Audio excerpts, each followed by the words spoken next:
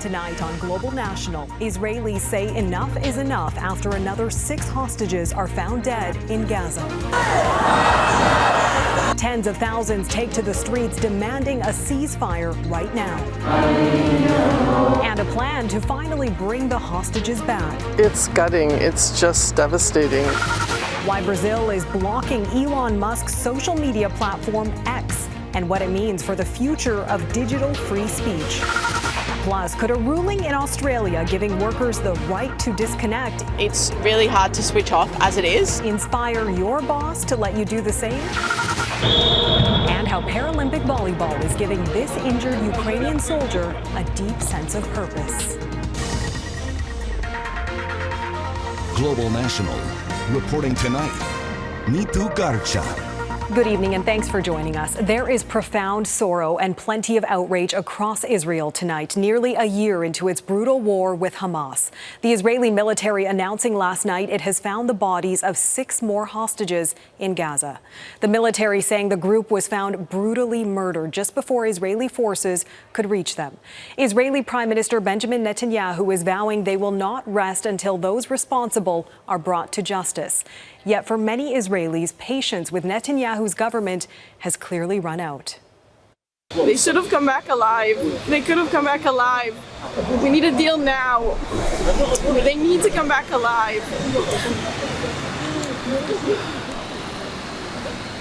I don't want to give up.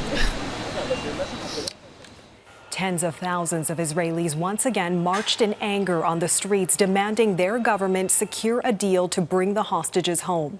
Among them, the families of those who were kidnapped who believe Netanyahu has abandoned their loved ones. Heidi Petracek has our top story tonight. The grief and anger of thousands of Israelis reached Prime Minister Benjamin Netanyahu's front door in Jerusalem. We're marching, we're protesting against the government who never gave us a chance to rescue our beloved ones. Protesters poured into the streets throughout Israel after 6 people taken hostage by Hamas were found dead in Gaza Saturday after 11 months in captivity. The Israeli Defense Force says Hamas killed the hostages shortly before the IDF troops could reach them. It says a forensic examination determined all 6 had been shot at close range between Thursday and Friday morning. Their bodies recovered from a tunnel under Rafah Saturday. The hostages have been identified as Ori Danino, 25, Alexander Lobanov, 32, Almog Sarusi, 27, Hirsch Goldberg Polin, 23, Carmel Gott, 40, and Aiden Yerushalmi, 24.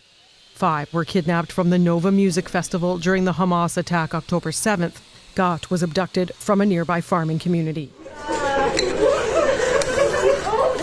The grief overwhelming for the family of Almog Sarusi at his funeral, a devastating day for the hostages' loved ones.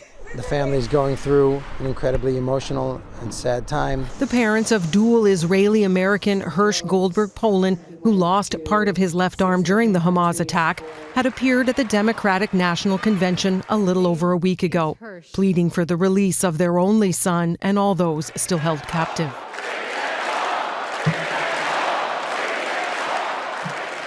It really does kill hope. The tragic news is hitting Jewish communities hard, including in Canada, where Peggy Walt wonders what will happen to the 100 people Israeli authorities believe Hamas is still holding. You just wonder, is this the plan for all of them? Is this what's going to happen? Is it just going to be, one after the other? In Israel, scrutiny is intensifying on Netanyahu. Hostage families are demanding he do more to secure the release of their loved ones, but he blames Hamas for failing to negotiate in good faith. Whoever murders hostages does not want a deal, he says. Israel's allies under pressure too. We should end this war. I think we're on the verge of having an agreement. If it's going to be the United States, it's going to be regional actors who encourage both sides to just cool it and move towards something that stands far short of a regional conflict, which, again, is still a threat in the making. After nearly a year in a conflict that has claimed tens of thousands of lives, flickers of hope feel hard to find. Heidi Petracek, Global News, Halifax. The tensions in the region aren't limited to Gaza. There is a parallel related conflict in the occupied West Bank along Israel's eastern flank. Today, 3 Israeli police officers were fatally shot there. The Israeli military says the officers were killed by armed militants who fired on their vehicle near a checkpoint. Hours later, one suspect linked to the attack was killed after Israeli forces raided a home nearby. It happened on the 5th day of deadly raids by Israeli troops across the Palestinian territory aimed at rooting out Iran-backed militants. At least 24 Palestinians have been killed, in addition to more than 650 killed in similar operations since the war in Gaza started last year. Inside Gaza tonight, a huge vaccination effort to protect children from polio is rolling out. Parents, many displaced over and over again in the fighting, taking their children to clinics in central Gaza. Polio is a life-threatening virus that affects the young. Israel and Hamas have agreed to pauses to allow the campaign to continue. But keeping the vaccines cold, to say nothing of setting up clinics in a war zone, is hugely challenging. We managed to connect with the charity Save the Children, which is providing services in Deir al-Balah, Gaza. But the reality for children is absolutely extraordinary. There has been no education for any child in Gaza since October. So children are everywhere. Outside, you see children everywhere in unsanitary and unsafe conditions. Now we have challenges of obviously access to water, but the sewage systems are broken, which means you have sewage, open sewage in the streets and people walking through open sewage. The situation is terrible. The smell is incredible. The heat, flies, absolutely awful. Polio is spread through that contaminated water. The UN-led campaign aims to reach about 640,000 children. There was another wave of deadly violence in the eastern Ukrainian city of Kharkiv today as the Russian military ramps up its assault there, while Ukraine pleads for more support to hit targets deeper inside Russian territory. This video capturing the moment the bombs fell on the city. The Kremlin hitting civilian infrastructure, including this sports facility, a shopping center, and apartment buildings. At least 41 people were injured, including this elderly man and 5 children. On Friday, at least 7 people were killed after the Russian military fired on a residential building and a playground in the same city near the Russian border.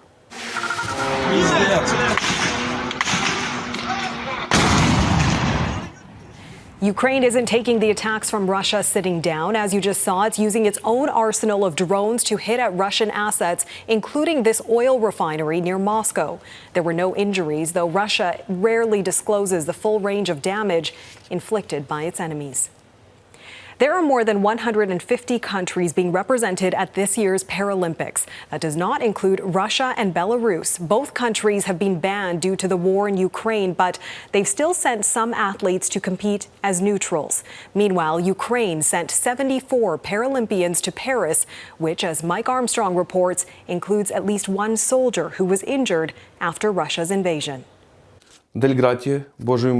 His life changed basically in every way the day Russian troops invaded his country. Within hours of the news breaking, Evgeny Kornets was in line at a draft office joining the military.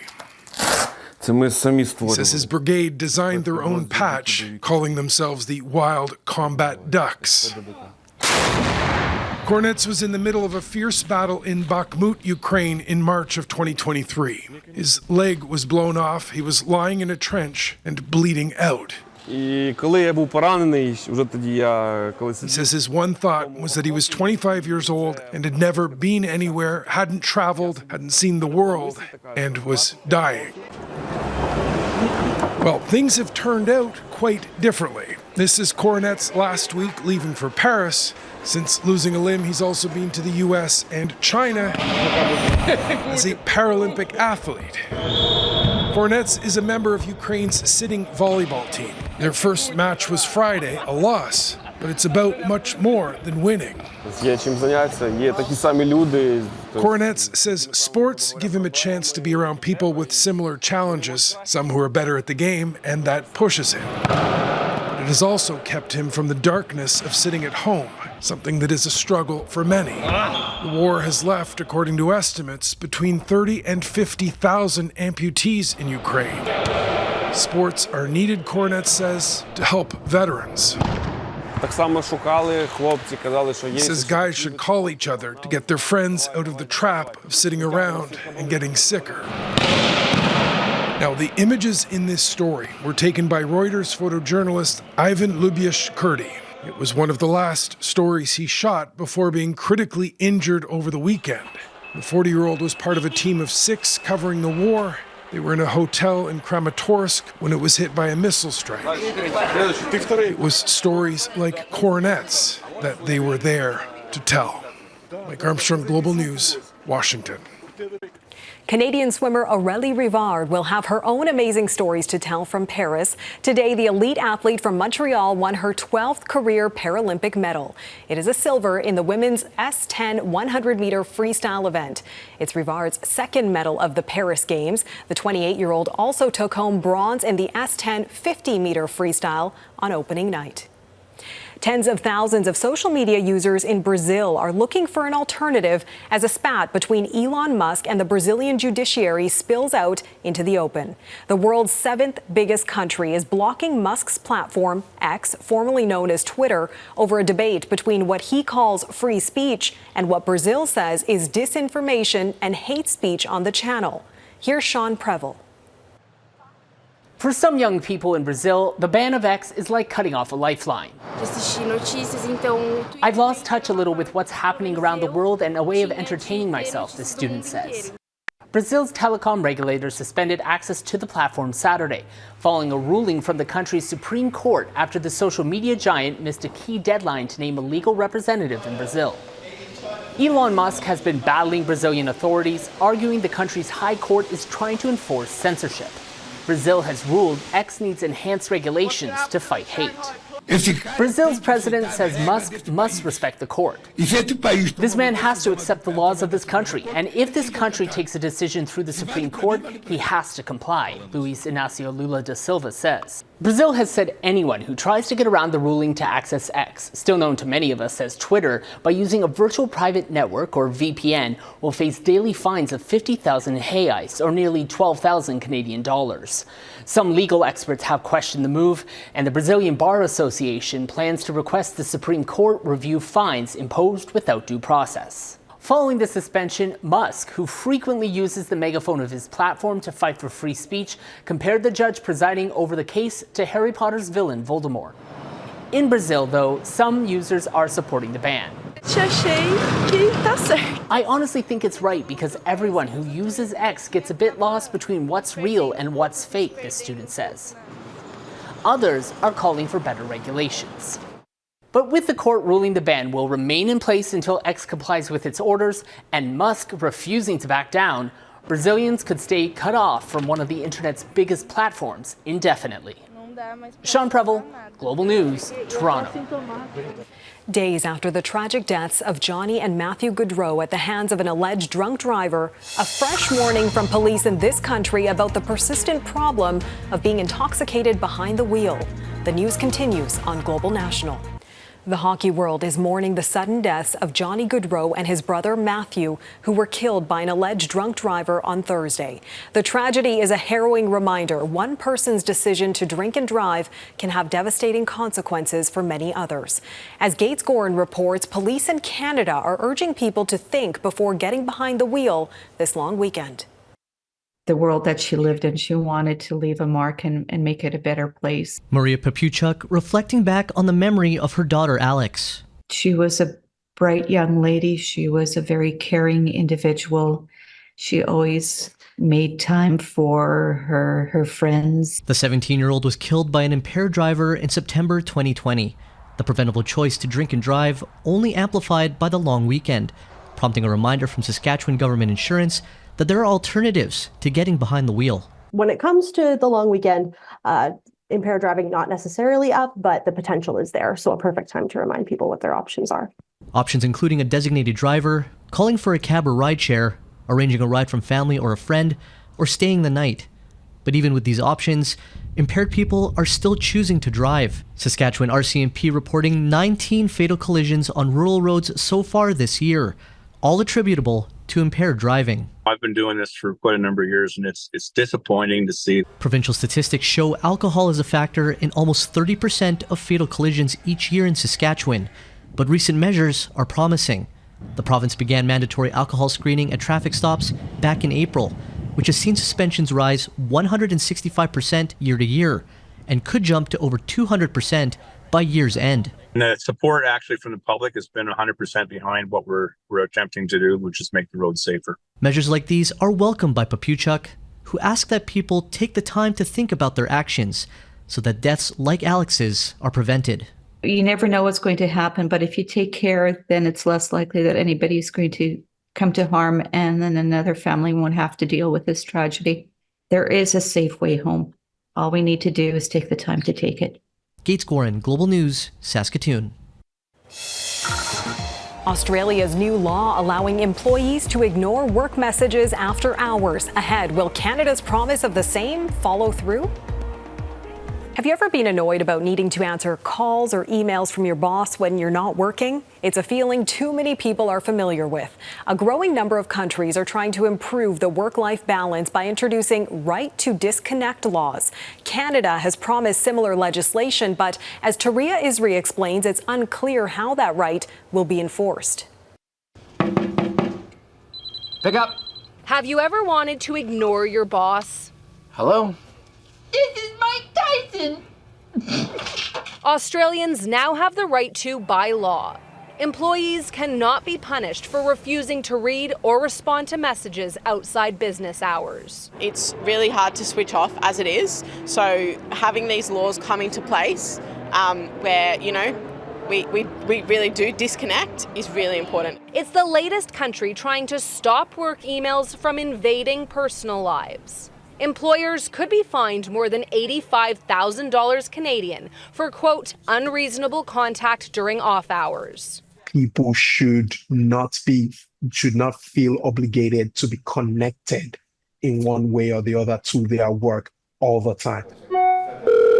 It's hard to avoid the constant ringing and pinging as more of us find ourselves terminally online. Pardon me. And since the pandemic further blurred the lines between home and work. France pioneered the law in 2017, which has spread across the European Union and Latin America. In the last budget, Canada promised similar legislation for federally regulated workers. From rail yards to airports and office buildings, labor experts say Canadians are demanding better from employers. They didn't really recognize the humanity of their workers, right? They didn't take into consideration what the mental health effects of overwork would be. Last year, Ontario forced companies with 25 or more employees to come up with right to disconnect policies. It has been quite vague about how to enforce it, so there is a question mark about how effective these policies are. It's not clear when Canada will introduce its own right to disconnect. The Office of the Labour Minister did not give a date when asked, but employment lawyers say companies do not need to wait for direction from Ottawa. It's time for bosses to talk to employees about not talking.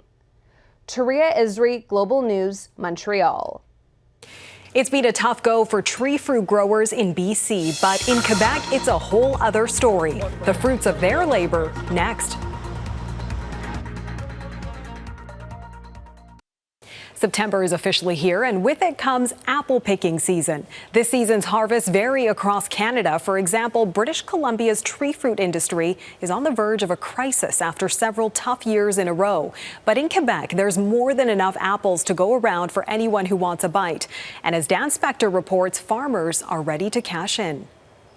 Right over here, these are just perfect. The life of a farmer is riddled with uncertainty. So much needs to be just right in order to have the most profitable harvest possible. But according to Phil Quinn at Quinn's Farm west of Montreal, this apple season, the stars have aligned. Crazy amount of apples here this year. It is just phenomenal. They've had to thin the trees because branches are breaking under the weight of all the succulent red fruit. He says last year's weaker harvest set the table for perfect conditions this year. Lots and lots of rain and beautiful weather through last fall, which just helped set a lot of fruit buds, which means a lot of fruit this year. Where else would we be but the farm picking apples? Our favorite activity. Quebec's Apple Growers Association says this is the most abundant harvest in 15 years. And there's more good news. Quinn says the apples are reaching maturity a week to 10 days earlier than usual. Just because of the beautiful, beautiful summer we've had, lots and lots of warm, humid weather, a little bit too much rain, but we deal with that. And that means families are flocking to the farm on a sunny late summer afternoon. You can just eat it, pick it out fresh. I hate the bugs, but it's cool. People are happy to hear their local farmers are happy. I know that for a few years it was really hard out there, so it's nice to see all the fruitful trees, no pun intended.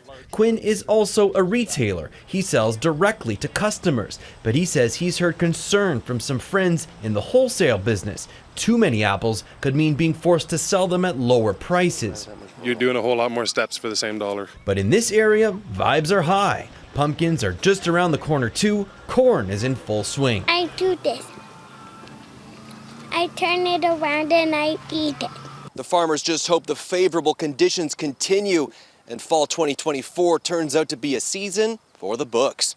Dan Spector, Global News, Île Perrot, Quebec. And that is Global National for this Sunday night. I'm Neetu Garcha. Tonight's Your Canada is the easternmost point in the country, Cape Spear, Newfoundland and Labrador. We love seeing your Canada. Please keep emailing your photos to globalnational@globalnews.ca. Thanks so much for watching. Jeff Semple will be back at the anchor desk tomorrow. Have a great night.